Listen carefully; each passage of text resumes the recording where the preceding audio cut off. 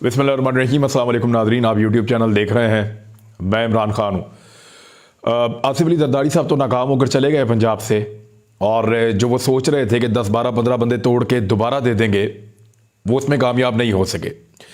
एक बड़ा जो प्रॉपर्टी टाइकोन है जो बहुत बुरी तरह फंसा हुआ है पंजाब में, और उसके ऊपर मुकदमात भी हो रहे हैं, उसकी फैमिली को, उसकी कंपनीज को भी प्रॉब्लम हो रही है। जिन ज़मीनों पर कब्जा किया हुआ था वो ज़मीनें भी मुश्किल में हैं, तो उसके लिए मुश्किलात बहुत ज़्यादा बढ़ गई हैं, और दीगर कुछ और लोगों के लिए भी हैं, वो भी अपना पैसा लेकर बैठे हुए हैं, लेकिन कोई मछली चारा खा नहीं रही। यानी कोई एमपीए उनके पैसे के झांसे में आ नहीं रहा। जिन्होंने झांसे में आना था वो आए, उन्होंने तजुर्बा करके देखा और उन्हें आइडिया हो गया कि जितने पैसे उन्होंने खाए हैं उससे बहुत ज़्यादा भारी नुकसान उन्होंने अपनी सियासत में उठा लिया है। उन लोगों ने उनके खिलाफ एहतजाज किया और उन लोगों ने उनके खिलाफ खड़े होकर बात की जो कभी उनके सामने सर भी नहीं उठाते थे। लोगों में एक शऊर आ गया है, और वो चीज़ आसिफ अली जरदारी ने पंजाब में महसूस की है। क्या कभी सिंध के अंदर भी ऐसा होगा कि आसिफ अली जरदारी अपने ब्रीफ केस वापस लेकर जाएं और सिंध के अंदर भी वो खरीदो फरोख्त ना कर सकें, ताकत का गलत इस्तेमाल ना कर सकें, और लोगों को ढोंट से, धमकी से, धांधली से वहां पे शिकस्त ना दे सकें? क्योंकि इस वक्त मैं जब जब इंटीरियर में गया हूं, अभी मेरी बहुत सारी टीमें काम कर रही थी पूरे सिंध के अंदर, वो कह रहे थे हमें कोई आदमी शायद मिलता है जो आसिफ अली जरदारी को कोई बेहतर इंसान समझता है। हमें जितने लोग मिलते हैं वो सब आसिफ अली जरदारी से और सिंध की हुकूमत से गिले और शिकवे करते हैं। वो इनको मानते ही नहीं है, तो फिर कैसे हो सकता है कि ये लोग वोट लेकर जीत जाए? लोग बरमला इनके खिलाफ बोलते हैं तो ये वोट कहां से ले लेते हैं? वही सारी बदमाशी, बेईमानी। आप देख लें सिंध के अंदर बिलावल भुट्टो जरदारी या आसिफ अली जरदारी वगैरह कोई बड़ा और तगड़ा जलसा भी नहीं कर सके हैं। हालात इनके यहां तक पहुंचे हुए हैं। अब पाकिस्तान की इकोनॉमी को ये कहां ले आए हैं? 3 ऐसे नए इंडिकेटर्स हैं जो बहुत परेशानी पैदा कर रहे हैं पाकिस्तान के लिए। सबसे पहला तो यह है कि पाकिस्तान के जो रिजर्व्स हैं वो 6.1 अरब डॉलर तक पहुंच गए। मैंने आपको पहले भी बताया, हमने 2 अरब डॉलर देना है चाइना का, 2 अरब डॉलर देना है यूएई का, और 3 अरब डॉलर हमारे बैंकों में पड़ा है, हमारे पास पड़ा है रिजर्व में, वो सऊदी अरब का। यानी अब हमारे अपने पैसे नहीं हैं, ये लोगों के पैसे हैं। चलिए ये कर्जा अगर थोड़ा सा हमें वो एक दफ़ा दोबारा मौका दे देते हैं कि ठीक है अभी आप ये वापस ना करें, बाद में कर दें, लेकिन अगर हमें चाइना और यूएई माफ़ी भी दे दें, इसके बावजूद हमें 4.5 अरब डॉलर फौरी तौर पे अगले 3 महीनों में दुनिया का देना है। तो इतना पैसा हम कहां से इकट्ठा करेंगे, कैसे देंगे? ये बड़ा सीरियस इशू है। इस वक्त डिस्कशन ये हो रही हैं कि अखराजात कैसे कम किए जाएं। शहबाज शरीफ ने अपनी काबीना बनाई है, लगभग 80 लोगों की, 80 लोगों की काबीना बनाई है, और मशवरे किए जा रहे हैं कि खर्चे कैसे कम किए जाएं। भाई अपनी काबीना आपने 80 बंदों की बना दी है, हर बंदे पे खर्चा हो रहा है, हर बंदे को गाड़ियां मिल रही हैं, हर बंदे को प्रोटोकॉल मिल रहे हैं, आपके रिश्तेदार जो है वो हर जगह पे सरकारी प्रोटोकॉल के अंदर घूम रहे हैं, और यहां पे पंजाब के अंदर मंडियां लगाई जा रही है, तो खर्चे कैसे कम होंगे? शहबाज शरीफ साहब, खर्चे तो कम नहीं होंगे। शहबाज शरीफ वो वजीर आजम है जिसने वादा किया था कि अपने कपड़े बेचकर इस कौम को आटा दूंगा। अभी बताता हूं कि उसी शहबाज शरीफ ने किया क्या है। इसहाक डार की जिद पाकिस्तान को लेकर बैठ गई है। दूसरा मसला यह है, अब यह फैसला किया जा रहा है कि तनख्वाहों में कटौतियां कैसे की जाएं।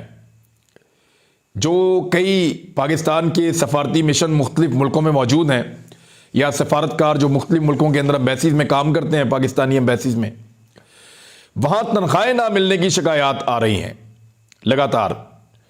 और उसके बाद अब यह सूरत हाल है कि पाकिस्तान के अंदर सरकारी मुलाजमीन को तनख्वाहें कैसे देनी है।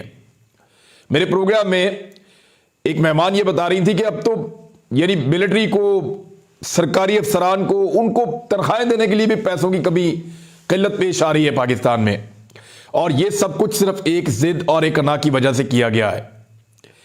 चंद लोगों की जिद, एक शख्स की अना, और उसके लिए मुल्क को यहां तक पहुंचा दिया कि शक्ल नहीं पसंद इमरान खान की, इमरान खान को निकालना है हर हाल में, और इसको नीचा दिखाना है, इसको शिकस्त देनी है।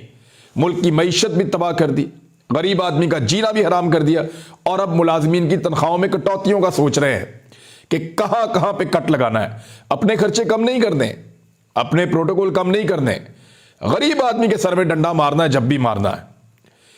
और जिद कौन सी है, वो कौन सी जिद है इसहाक डार की जिसने पाकिस्तान को तबाह बर्बाद किया है।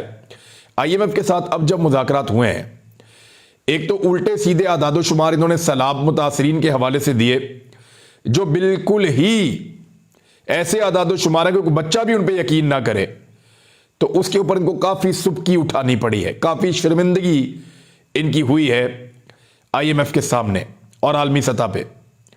और उसके बाद अब जो डॉलर साहब की जिद है, डार साहब की, कि डॉलर को उन्होंने कुछ भी करके 225 रुपए पर रोक कर रखना है, यह एक बड़ी रुकावट बन गई है। आईएमएफ कह रहा है कि आप अपने बैंकों पर दबाव डालते हैं और बैंकों पर दबाव डालकर उनको मजबूर करते हैं कि वो डॉलर का रेट, जो एक्सचेंज रेट है, उसको 225 रुपए से ऊपर ना जाने दें। तो इस तरीके से ये जुल्म कर रहे हैं, पाकिस्तान की इकोनॉमी के साथ जुल्म कर रहे हैं। जो लोग पाकिस्तान में सामान इंपोर्ट करके कारोबार करना चाहते हैं उनके साथ जुल्म कर रहे हैं। पाकिस्तान की टेक्सटाइल इंडस्ट्री ने कह दिया कि अब तैयार हो जाए, अगले महीने से हर महीने 1 अरब डॉलर का नुकसान पाकिस्तान को होगा। 1 अरब अमरीकी डॉलर्स का, यानी 250 अरब रुपए का नुकसान हर महीने पाकिस्तान को होगा, सिर्फ और सिर्फ टेक्सटाइल के शोबे में अपने अहदाफ पूरे ना कर पाने की वजह से।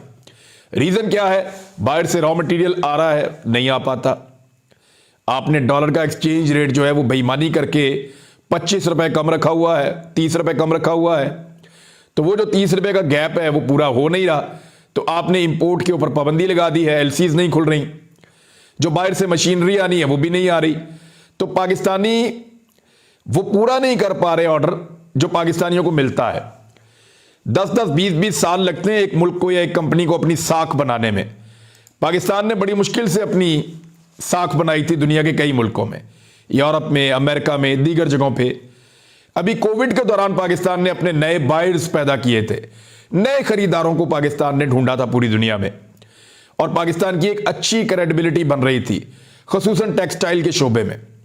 अब इस वक्त जो पूरी दुनिया से क्लाइंट्स हैं, ये एक नई रिपोर्ट है, इसके मुताबिक पाकिस्तानी प्रोडक्ट्स के जो क्लाइंट्स हैं पूरी दुनिया के अंदर, वो ये रिपोर्ट कर रहे हैं कि पाकिस्तान की सप्लाई चेन के अंदर सीरियस इश्यूज आ गए हैं। जो पुराने कस्टमर्स हैं पाकिस्तान की टेक्सटाइल के, केमिकल्स के और खेलों के सामान के, और इवन जो खुराक की अशिया है उनके, वो सीरियस इश्यूज फेस कर रहे हैं। जो पाकिस्तान के खरीदार हैं, चीजें पाकिस्तान से लेते हैं, पाकिस्तानी कंपनीज जो हैं वो रिपोर्ट कर रही हैं कि प्रोडक्ट्स यानी वो जो इंपोर्ट करती हैं वो इंपोर्ट ही नहीं कर पा रही रॉ मटेरियल, और उसकी वजह से एलसीज ओपन नहीं हो रही और उसकी वजह से पाकिस्तान अपने ऑर्डर पूरे नहीं कर पा रहा।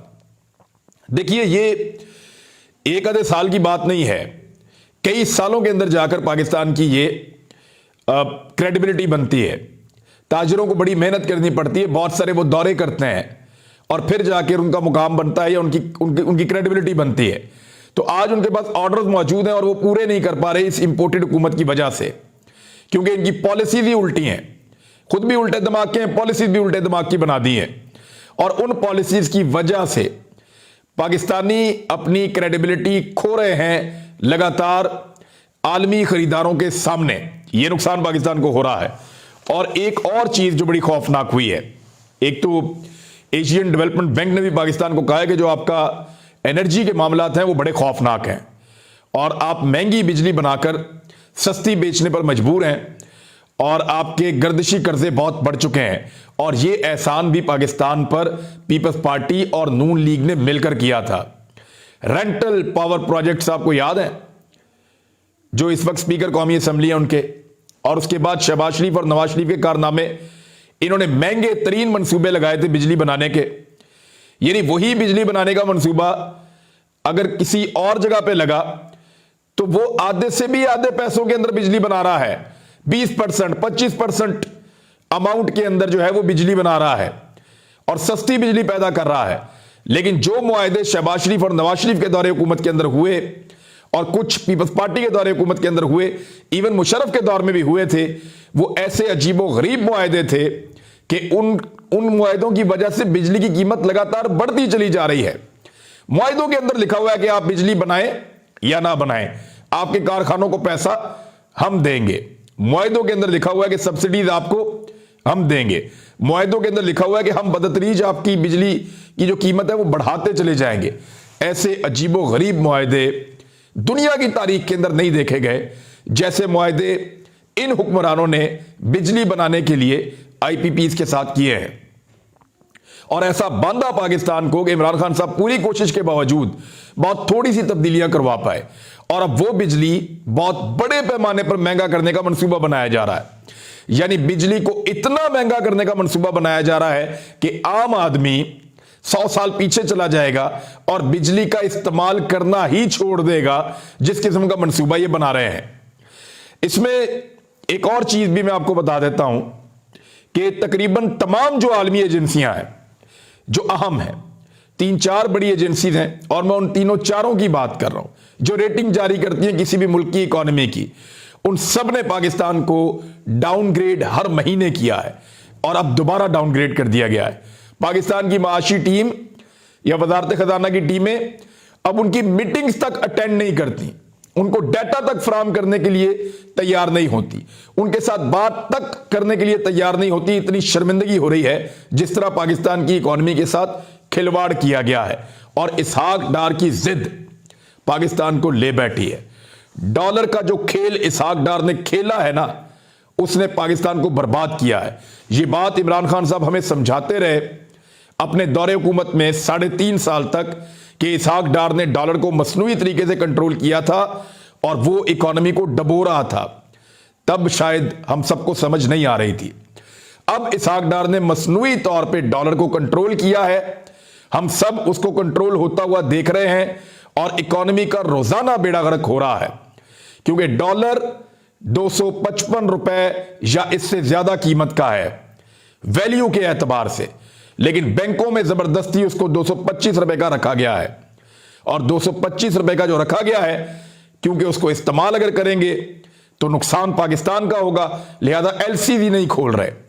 और जो माल पड़ा हुआ है आपके पोर्ट के ऊपर, लगभग 4.5 अरब अमेरिकी डॉलर का माल पड़ा हुआ है, उसके लिए एलसीज ओपन करने से इसहाक डार साहब गुरेजा है, उसको ओपन ही नहीं कर रहे। यानी ये मुल्क ऐसा मुल्क बन गया है जहां आज से 8 महीना पहले तक लेबर कम पड़ गई थी, मजदूर नहीं मिल रहे थे काम करने के लिए।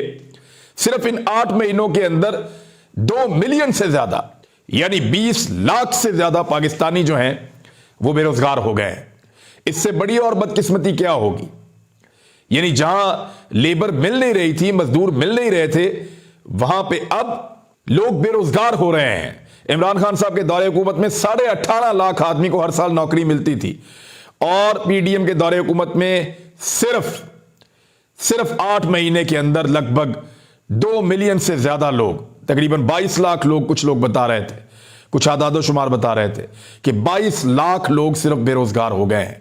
यह किया है इस मुल्क के साथ डिफॉल्ट के किनारे पर पहुंचा के। और अब भी सारों की तवज्जो इस बात पे है कि इमरान खान का रास्ता कैसे रोकना है। इमरान खान साहब ने एक इंटरव्यू दिया है, काफली के साथ उनकी सीट की एडजस्टमेंट भी हो रही है और उसमें सबसे अहम सवाल अभी तक यही है कि चौधरी शुजात के साथ अगर वापसी होती है काफली की तो फिर इनके पास साइकिल का इंतखाबी निशान होगा, लेकिन वहां पे फिर तारिक बशीर चीमा नहीं होंगे। और अगर चौधरी शुजात वापस नहीं आते और ये इकट्ठे नहीं होते तो फिर साइकिल का नहीं कोई और निशान लेंगे परवेज इलाही साहब। लेकिन क्या ज्यादा लोग किसी और निशान पे इलेक्शन लड़ना चाहेंगे? इस मरतबा सबकी ख्वाहिश है कि वो बल्ले के इंतखाबी निशान के ऊपर ही इलेक्शन लड़ें। जिस वजीर आजम के बारे में मैं आपको बता रहा था कि उसने कहा था कि अपने कपड़े बेच के इस कौम को आटा दूंगा, मैं सिर्फ सिंध की सूरत हाल आपको बताने जा रहा हूं क्योंकि वहां तो सवाई हुकूमत भी इनकी अपनी है, पीडीएम की। सिंध के अंदर, कराची के अंदर सूरत हाल यह है कि इस वक्त जो 2.5 नंबर और फाइन आटा जो है, नॉर्मल आटा जो है जो हम खाते हैं अपने घर में, उसकी कीमत 130 रुपए किलो हो चुकी है, जबकि 10 किलो का जो आटे का थैला है वो 1300 रुपए का मिल रहा है। 1300 रुपए का 10 किलो का आटे का थैला और 20 किलो आटे का थैला कराची में। ये एक रिपोर्ट है, इस रिपोर्ट के मुताबिक वो 2500 रुपए का मिल रहा है। यानी 1100 रुपए का आटे का थैला जब था इमरान खान साहब के दौरे हुकूमत में, तो कुछ जगहों के ऊपर 1250 का और 1300 का बिका। तो पीपल्स पार्टी के और पीएमएलएन के दोस्तों ने हमारे प्रोग्राम्स के अंदर नाच नाच के घुंघरू तोड़ लिए थे। हमारा मीडिया सड़कों पे माइक लिए लिए फिरता था मारा मारा कि आटा हो गया जी 1300 का 20 किलो का थैला, आटा हो गया जी 1200 का 20 किलो का थैला। ये 50 रुपए या 100 रुपए एक थैले के ऊपर ज्यादा क्यों लिए जा रहे हैं? 5 रुपए किलो आटा महंगा क्यों हो गया है? और अब यह सूरत हाल है कि इमरान खान के दौर में 1100 रुपए का जो 20 किलो आटे का थैला मिलता था, यानी 55 रुपए किलो जो आटा मिलता था, वो अब 130 रुपए किलो मिल रहा है। और इस वक्त पाकिस्तान का मीडिया उस पर बात करने को तैयार नहीं है। और जो मीडिया उस पर बात करता है उसके बारे में पीडीएम की सारी जमातें ये कहती हैं कि ये तो मीडिया ही गलत है, ये तो सहाफत ही नहीं कर रहे, ये तो कुछ और कर रहे हैं। और सहाफत और सहाफी ये किनको कहते हैं? कोई जो पीसीबी का चेयरमैन बन जाए, कोई जो पैमरा का चेयरमैन बन जाए, कोई जो वजीर आजम का मुशीर बन जाए, कोई और ओहदा सरकारी ले ले, या कोई आके किसी महकमे के अंदर लग जाए, कोई पीटीवी में जाके लग जाए, वो सारे के सारे इनके नजदीक सहाफी हैं। लेकिन जो अवाम के लिए, महंगाई के लिए, हालात की अबतरी के लिए सवाल करे, उसको ये कहते हैं कि ये सहाफी नहीं है, ये तर्जुमानी कर रहा है। तो वही सहाफी है मेरे ख्याल में जो आम आदमी की तर्जुमानी कर रहा है। जाते जाते मुस्तफ़ा नवाज खोखर का एक आपको मैं ट्वीट पढ़ के सुना देता हूं, आपको अंदाजा हो जाएगा कि पीडीएम की इस वक्त औकात क्या है। वो कह रहे हैं कि इतनी उजलत में तो आर्मी एक्ट में तरमीम नहीं हुई थी जितनी जल्दीबाजी में इस्लामाबाद बल्दियाती कानून में तरमीम कर दी गई है, ताकि बल्दियाती इलेक्शनों को मुलतवी किया जा सके। अगर हुकूमती इत्तेहाद को तमाम यूनियन काउंसिलों में उम्मीदवार ही नहीं मिले तो इसमें इस्लामाबाद के शहरियों का क्या कसूर है? यानी उम्मीदवार 13-14 जमातें मिलकर इस्लामाबाद के अंदर यूनियन काउंसिल के उम्मीदवार नहीं ढूंढ सकी पाकिस्तान तहरीक इंसाफ के मुकाबले में, और इन्होंने जनरल इलेक्शन लड़ना है। ये कभी नहीं लड़ेंगे जब तक कि इनको प्लेट में रख के अगली हुकूमत नहीं दी जाएगी। अब तक के लिए इतना ही। अपना ख्याल रखिएगा, अपने इस चैनल का भी। अल्लाह हाफिज।